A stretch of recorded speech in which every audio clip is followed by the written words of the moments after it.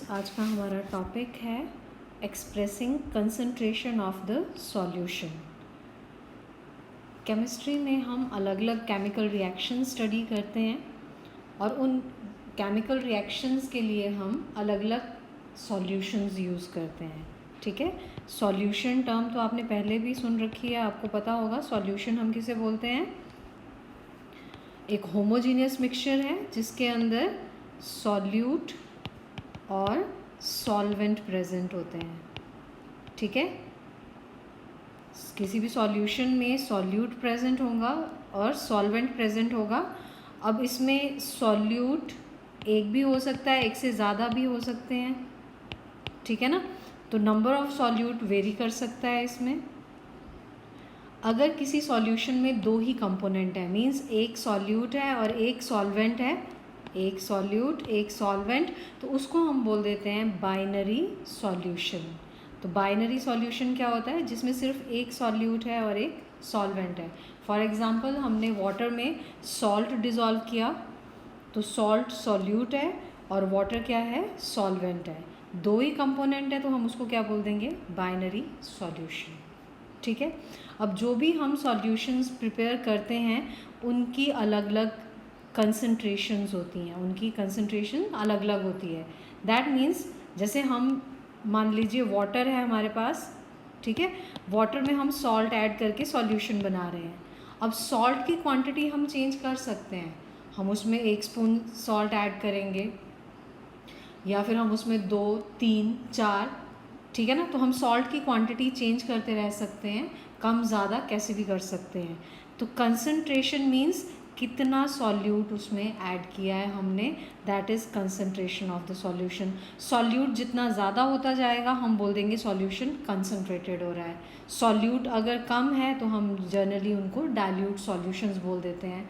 जिनमें सॉल्यूट की क्वांटिटी कम हो सॉल्यूशंस में, उनको हम क्या बोल देते हैं? Dilute solution. तो आज का हमारा टॉपिक कंसंट्रेशन से रिलेटेड है। किसकी? कंसंट्रेशन ऑफ द सॉल्यूशन से रिलेटेड है। तो अलग अलग सॉल्यूशंस की कंसंट्रेशन को एक्सप्रेस करने के लिए हमारे पास बहुत सारे तरीके हैं। ठीक है, उनमें से कुछ हम डिस्कस करेंगे, कुछ आपने जूनियर क्लासेस में भी पढ़े हैं, like mass percent, volume percent, ये 9th में भी हैं। ठीक है, और कुछ नए हैं जो हम डिटेल में इस चैप्टर में करेंगे, like strength, molarity, molality, normality, parts पर मिलियन, मोल फ्रैक्शन। तो ये जो सारे अलग अलग हमारे पास टर्म्स हैं, ये सब किसको एक्सप्लेन करती हैं? कंसंट्रेशन ऑफ सॉल्यूशन को एक्सप्लेन करने के लिए ये टर्म्स हैं। ठीक है, अब इसमें फर्स्ट ऑफ ऑल क्या है? मास percent.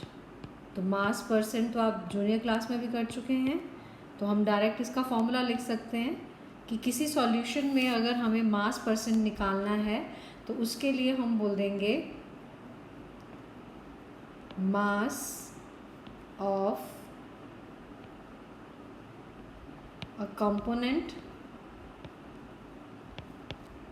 Upon mass of solution into 100। तो मास परसेंट निकालने का फॉर्मूला है mass of a component, solution का कोई भी component, upon mass of the solution, कि सॉल्यूशन का टोटल कितना मास है। ठीक है, उसके बाद सेकंड टर्म जो हम कंसंट्रेशन के लिए यूज़ करते हैं, that is volume percent.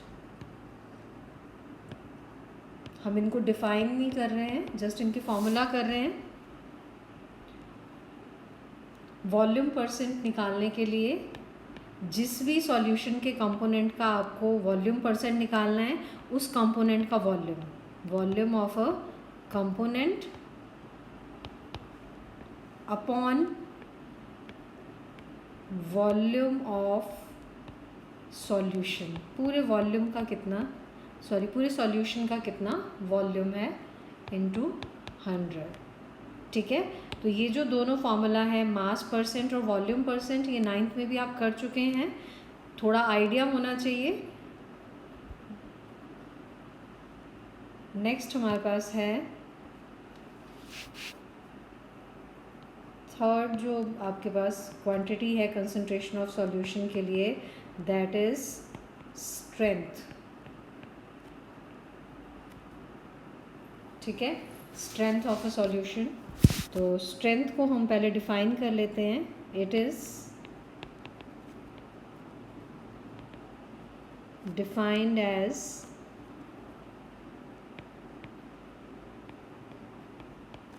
amount of solute in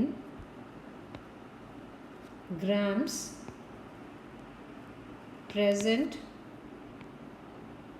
per liter of the solution।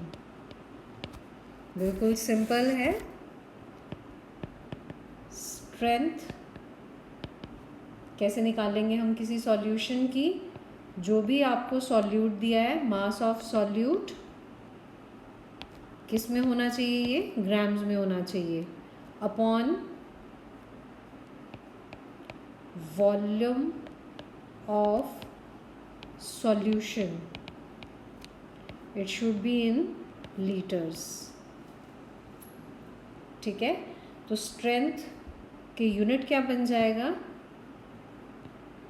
Unit of strength क्या बन जाएगा? ग्राम पर लीटर। ठीक है, तो किसी भी गिवन सॉल्यूशन के लिए अगर हमें स्ट्रेंथ कैलकुलेट करनी है तो बिल्कुल सिंपल है। उस सॉल्यूशन में जो भी सॉल्यूट है उसका कितना मास है in grams, divided by volume of the solution, पूरे के पूरे सॉल्यूशन का वॉल्यूम इन लीटर्स। तो हमारे पास क्या आ जाएगा? स्ट्रेंथ। तो स्ट्रेंथ के यूनिट्स क्या होते हैं? Gram per litre.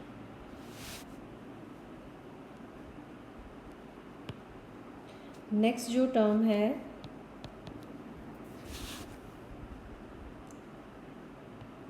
Very important, ठीक है, इसको बहुत अच्छे से करना है। That is molarity. Molarity of the solution. इसको पहले हम डिफाइन कर लेते हैं। इट इज डिफाइंड एज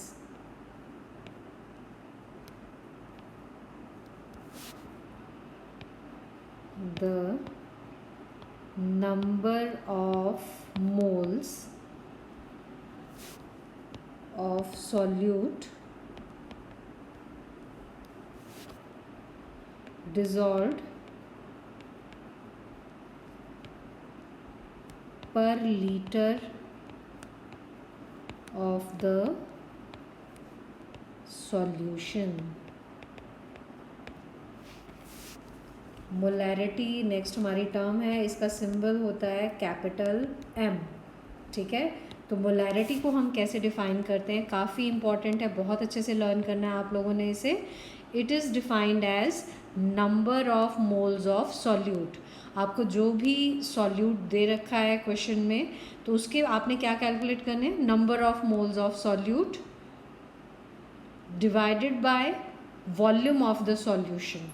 ठीक है, तो मोलैरिटी को हम कैसे डिफाइन कर देंगे? It is defined as number of moles of solute dissolved per litre of the solution. कि किसी गिवन सॉल्यूशन के 1 लीटर में कितने नंबर ऑफ मोल्स हैं सॉल्यूट के, that is molarity of the solution. तो इसको अगर हम मैथमेटिकली लिखना चाहें तो मोलैरिटी इज इक्वल टू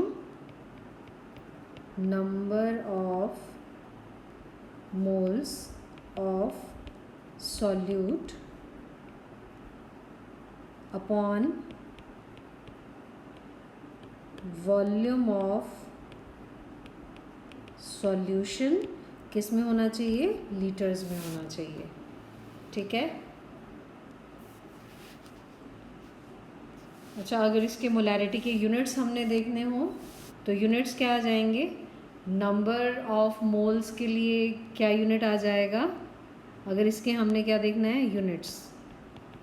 ठीक है, तो नंबर ऑफ मोल्स के लिए यूनिट होता है मोल, और वॉल्यूम के लिए लीटर है, तो इट इज़ मोल पर लीटर। तो ये आ जाएंगे यूनिट्स ऑफ मोलैरिटी, मोल पर लीटर। तो कभी भी किसी सॉल्यूशन में आपको मोल पर लीटर में कोई टर्म दे रखी है तो दैट इज़ वो आपको क्या दिया है, molarity of the solution. Unit देख के आपको क्वांटिटी पहचान में आनी चाहिए, और मोलैरिटी काफ़ी इंपॉर्टेंट है, बहुत अच्छे से लर्न करना है। नेक्स्ट है आपका नंबर 5, मोलैलिटी। इसका सिंबल है small m,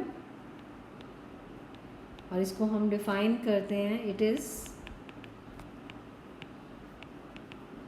defined as number of moles of solute dissolved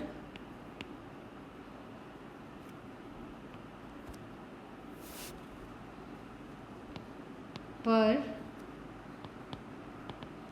kilogram of the solvent,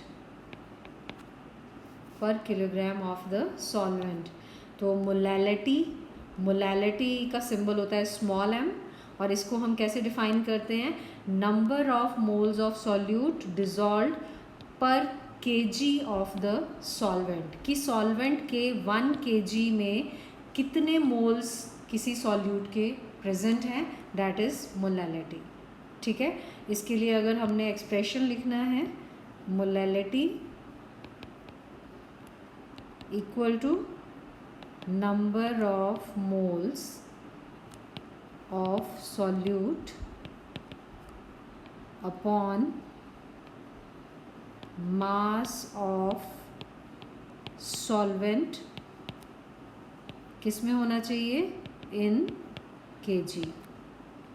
ठीक है, अब इसके यूनिट्स क्या आ जाएंगे, नंबर ऑफ मोल्स के लिए मोल, और अपॉन में क्या है kg, तो इट इज़ मोल पर kg। तो ये यूनिट्स आ जाएंगे किसके, मोलैलिटी के लिए। और मोलैलिटी और मोलैरिटी दोनों बिल्कुल क्लियर होने चाहिए। देखो दोनों में ही number of moles of solute है, ठीक है, लेकिन मोलैरिटी में हमारे पास है वॉल्यूम ऑफ द सॉल्यूशन। किसका वॉल्यूम है, पूरे के पूरे सॉल्यूशन का वॉल्यूम है, जबकि मोलैलिटी में हमारे पास है mass of the solvent. Solution का मास नहीं है, किसका मास है, solvent. So number of moles of solute upon mass of the solvent, इससे हम मोलैलिटी कैलकुलेट कर लेते हैं। आपने अच्छे